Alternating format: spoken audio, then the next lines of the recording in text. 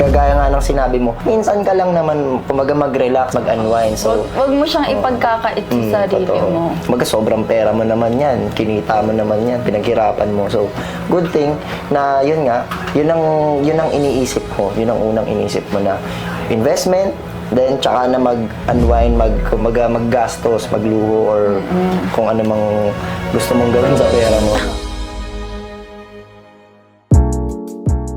Next question, no? Medyo ano lang to, for entertainment purposes. So, ang question ko is, ano yung pinaka-weird mong talent na hindi mo pa napapakita sa mga fans mo? Hindi siya weird, pero marunong ako magbalisong. Hindi ko siya napopost or oo, mapanakit to, kala mo ba? Kasi Batanggenyo yung tatay ko. Di ba, usong-uso dun yung balisong. So, edi yung mami ko natuto din siya. So, parang pass down sa amin yung mga marunong magbalisong. Yung papa ko takot din sa balisong. Kaya hindi siya masyado napapakita. Kasi baka pag pinost ko mga community, magka-violation din. Yan, weapon. Kaya di ko siya dangerous weapon kasi, syempre, hindi mo siya pwede ipakita. Kasi baka mamaya magpa-sample yung audience. Sample nga, ayun, ban. So, okay din ako. Di ako marunong mag-ganon. Diyos ko, baka maputol pa kamay ko sa balisong. Pero yun nga, yung daddy mo, siya yung Batanggenyo, pero siya yung... Hindi, yung lolo ko. Ay, yung lolo mo. Pero yung lolo mo sa mom side mo. Tapos yung mami mo rin marunong. Bali, pass down siya sa amin na generations by generations, marunong talaga kami magbalisong. So, so ngayon, baka may nakatabi ka sa inyo, or kayo, baka meron kayo family heirloom na, ito, minana ko pa to sa great-great-grandfather. Meron kami mga ganon, meron kami mga ganon na bigay pa sa akin to, authentic to, from Batangas. Ayos. Masasabi mo ko siyang weird. In a way na, hindi kasi siya usually, kumbaga uncommon eh. Hindi naman lahat marunong magbalisong eh. Diba? Hindi naman lahat nakakawak ng balisong. Parang ang balisong kasi ngayon, hindi na siya nakikita eh. Okay, so next question na tayo, Sam, no? So, what's your most embarrassing moment na hindi mo pa na-share sa ating mga audience or sa fans mo? Na pwede mong i-share? Pwede mong i-share sa kanila. Meron, sobrang embarrassing talaga, literal na embarrassing siya. Kasi, nung bagong panganak pa lang yung bunso namin, yung baby sister ko, meron siya laging lampin. Okay. Ganon.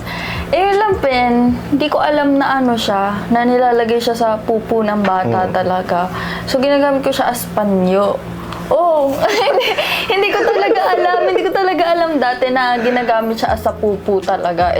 Nasa concert kasi kami. Alam mo, pag concert pa yun ng parokya ni Edgar, siksikan talaga, ang lagkit.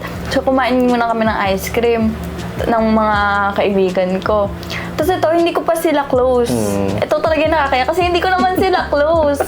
So, inaano ko talaga na good impression ako. Magkakaibigan kami, ganyan. Parang friend of friends ko sila.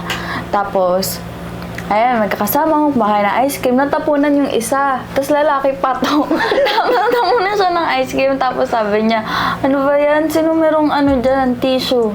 Wala mo. Nagsasalita, wala may tissue eh. Sino may hindi rin kami makalabas kasi nasa may harapan kami ng concert. So, sikipan talaga. Doon na lang kami talaga. Sino may panyo dyan? So, nung una, ayoko talaga. Ayoko magbigay. Kasi parang personal ko yun. Panyo ko to eh. Panyo ko to. Ba't ko bibigay sa'yo? Panyo ko baka may sipon ko di ba? Hindi ko na nakakaawa talaga kasi tumutulo na sa kamay niya yung ice cream. Ng bata, no? Oo, naawa na ako. Sabi ko, sige na nga. Nakailang tanong na siya. Wala pa rin naglalabas, walang may panyo. Maliliit lang kasi din yung mga dala namin na bag. Di nilabas ko na ang magic panyo. Pero ang tingin ko talaga dun is panyo. Kasi hindi ko alam na pupu ng bata talaga ang nilalagay doon. Basta alam ko, ang definition ko sa lampin is panyo na pangbata. Okay. Panyo ng baby. So, nilabas ko na ang mahiwagang lampin, binigay ko. Tapos, kinuha niya. Tapos, sabi niya sa akin, habang pinupunas niya, gumanon siya sa akin, sabi niya. Tapos, edi ako nagtataka ako, ikaw nang tinulungan ko, samaan mo pa akong tingin. Tapos, ganun siya sa akin dun sa lampin. Tapos sabi ko, bakit? Sabi niya, lampin? Sabi ko, bakit? Sabi niya, seryoso, ba't ka may lampin? Tapos sabi ko, bakit? Tapos tumawa yun din yung mga kaibigan ko. Ito na yung mga kaibigan ko talaga. Kasi siya, friend of friend ko lang. So yung mga kaibigan ko, nakikitawa din. So ako talaga nagtataka ako, bakit? Ba't tumatawa tong mga to? E di sabi sa akin ng mga kaibigan ko, baliw, ba't ka may lampin? Bakit? Ano bang meron sa lampin? Tapos yun, dun ko lang nalaman nung pagka-uwi ko na anuhan pala yun ng pupo. Hindi nila sinabi ng mga friends mo, uy, ba't ka may lampin pang ano yan? Hindi nila sinabi kung para saan. Sabi lang talaga nila, gulat na gulat talaga sila na may lampin ako sa bag. Ako, baga na-curious ka kasi yung reaction nila, iba Oo, eh. iba yung sabi nila, ba't ka may lampin? Oo. Ba't hindi ako magkakalampin? Ginagamit ng kapatid ko, pwede ko naman gamitin. Kasi sa amin, 3 babae kami. So, hiraman talaga. Hiraman talaga kami. Sa magkakapatid, natural maghiraman ng gamit eh. Kahit kami Walang paalaman. Doon na doon mostly cause ng away. Totoo yan, totoo yan. Been there, done that. Talaga nagkakos ng away yung hiraman, lalo walang paalam. Ayun. So, eto na virtual lang ako kasi panyo siya ng bata, no? So, malaki ang lampin eh. Malaki ang lampin, pero di ba? manipis siya. Hindi, pero kasi di ba usually mga panyo ganyan lang. Yung isa yung bandana na panyo, yun medyo malaki na yun. Pero yung lampin kasi, alam ko mahaba. Ganun siya mahaba. Pero diba? manipis lang talaga siya. So hindi ka nagtaka na panyo ng bata ang laki. kasi pambata nga, parang cover lang siya ng bata talaga. Yun lang yung nasa isip ko na pang baby lang siya, na ginagamit lang siya kunyari sa laway-laway lang ng baby. Kaya yun Sa puwit pala nilalagay yun, hindi ko naman alam. pansalo ng ano ng bata, ng baby or poops. Kahit ako natawa eh. Kahit ako yung kaibigan mo, ano yan? Meron ka na dyan, may lampin. Oo, pero ginamit niya pa rin naman. Pinunasan niya yung ano. Wala naman siyang choice nasa eh. isip ko talaga, dapat talaga, di ko na tinulungan to. Nagmagandang loob ka Ako na. na nagmagandang loob, ako pa napahiya. Tawanan sila magkakaibigan. Ako question mark yung mukha ko talaga. Bakit kayo tumatawa? Bakit kayo... Wala kang idea, no? Oo. Diyos ko po, kahit ako yun eh. Magugulat din ako eh kung ako yung kaibigan mo. Akala ko parang natatawa lang sila kasi naghihiraman kami ng panyo magkakapatid. Yung pala dahil Wala kang idea. pala dun. Di ko Diyos ko, alam. okay, so wait lang, di ako makagatawa sa lampin eh. So talagang nakakatawa nga. So, embarrassing talaga siya, no? Kahit sa akin mangyari yun eh. Lalabas akong panyo bigla. Ito. Ay, ito na. Ito nga nakita Ang mo. haba pa nun. Haba na, di ba? Haba ng hugot mo. Gaganunin mo pa. O, panyo. Tapos gaganon. Eh, wala naman choice yung friend mo Gaganon eh. pa sa'yo yung tingin. Oo. Ikaw na tinulungan. Parang ikaw galit pa, no? Ano to? Lampin. Last question ka na sa'yo, Sam, no? So, para matapos na ang ating episode, no? 5 to 10 years from now, so, ano ang na-foresee mo bilang Sam, Angela? As an influencer? Ako siguro 5 to 10 years from now, kung meron na akong pamilya, hindi ko na nakikita yung sarili ko na content creation pa rin. Yung work ko, mainly work. Pero siguro, content creation as, source of fun na lang siya. Yung hindi na ako everyday nagpo-post. Kasi gusto ko sana mag-focus talaga sa mga anak ko. Kasi gusto ko talaga soon na maging nanay, maging mapagmahal na nanay, mag-alaga sa asawa. Ganun talaga yung gusto ko na traditional na magulang, na yung nanay nasa bahay.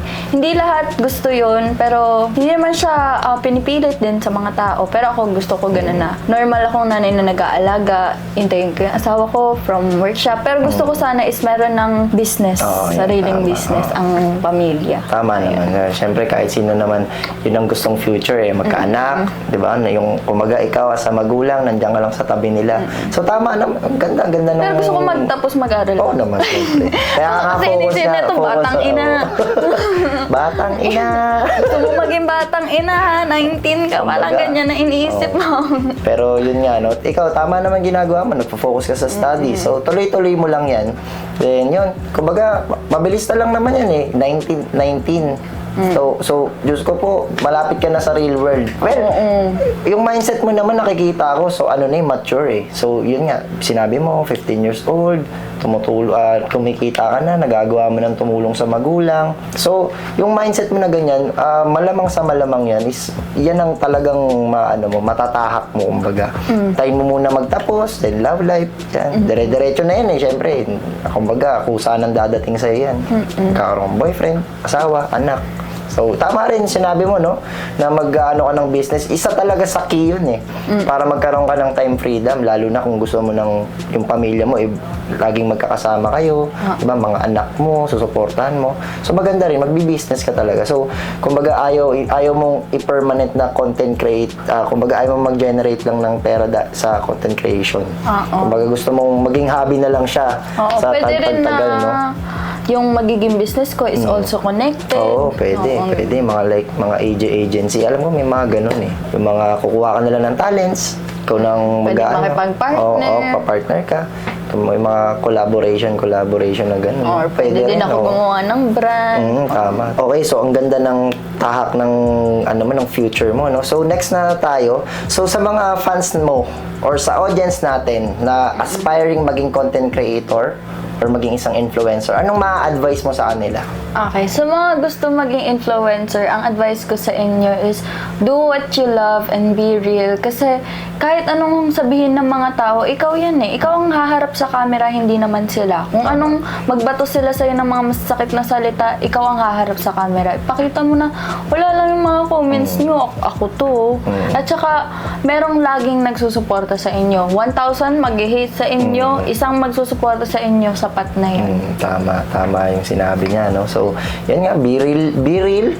Kumbaga, hayaan niyo kung sino yung nag-live ng negative comment. Ang importante is, wala kang naapakang tao. Tama? Yes. Wala kang naapakang tao. So, merong susuporta sa'yo Hindi nawawala yun.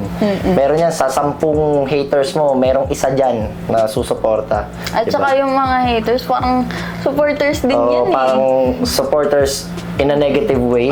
Pero, kumbaga, tinutulungan ka nilang mag-engage Kumbaga, engagement yan sa'yo So, yun nga, yung mga bashers, sige lang, bash lang kayo.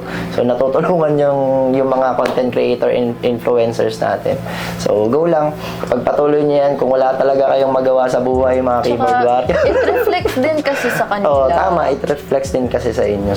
So, sa mga supporters ko naman, maraming salamat. Especially sa mga simpleng edits, sobrang na-appreciate ko.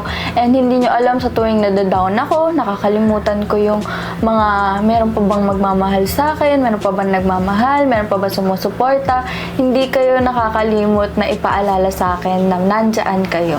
Thank you so much and mahal ko kayo. Yung mga bago nating audience, no? So, bukod sa mga fans mo, saan ka ba nila pwedeng i-follow? You can follow me on my social media account sa IG, samangela_B, sa TikTok, samangela_B, and sa YouTube, Sam Angela Bertolome. Also on Facebook, Sam Angela. Lahat yan, Sam Angela. So, tandaan nyo, Sam Angela. Pag nakalimot pa sila, ewan ko na lang. Iisa lang Sam naman, Sam Angela na Angela. yan, no? Again, Sam, thank you so much sa pagpapaunlak sa amin dito sa Jetlag, sa aming first episode. Wish ko lang na maging mas maganda pang career path mo, no? So, magtuloy-tuloy lang. Hihigitan mo pa yung 1.4 million. Naniniwala ako dun. So, yun, good luck sa journey mo. So, again, Sam, thank you so much. And sa ating mga audience, sobrang thank you sa panonood ng first episode ng Jetlags, lalo na sa mga nagtagal manood dito. So, marami pa kayong masusubaybayang episodes at makikita nyo yung mga iba't ibang idol nyo na content creator and influencers. So again, Sam, thank you. Sana maulit tong guesting. So paunlakan mo sana ulit ang aming invitation sa future. Stay tuned guys at marami pa kayong mapapanood dito sa Jetlags.